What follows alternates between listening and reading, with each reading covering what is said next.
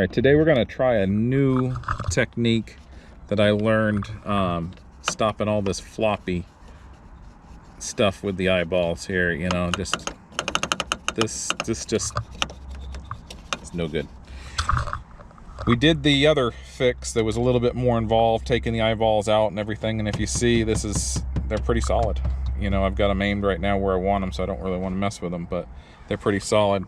What I did is I saw another video out there where they were using these little felt self-stick tabs. They usually go on the bottom of like lamps and things like that. You can find them over in the hardware aisle of Walmart and other places like that.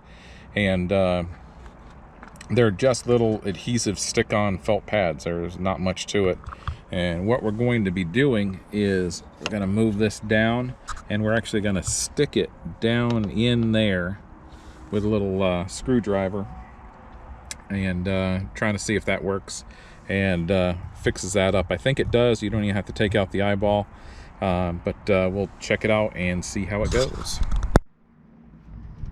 All right, guys, here's attempt number one. Now what you're trying to do is get it right down into the bottom here. I'm going to try to show you right down in here, and then move the eyeball back into place.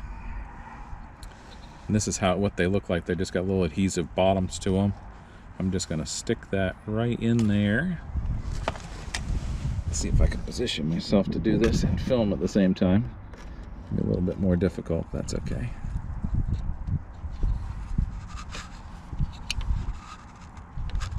Using my little tool to push that down. So I want to make sure it's got a good grip down there, because you don't want that flying around in there. Adjust the vent. Yeah, look at that. That works really good, and that's going to be an easy fix. Those are probably only a couple bucks or so, and that's a much easier way of fixing your eyeball vents in case you need to.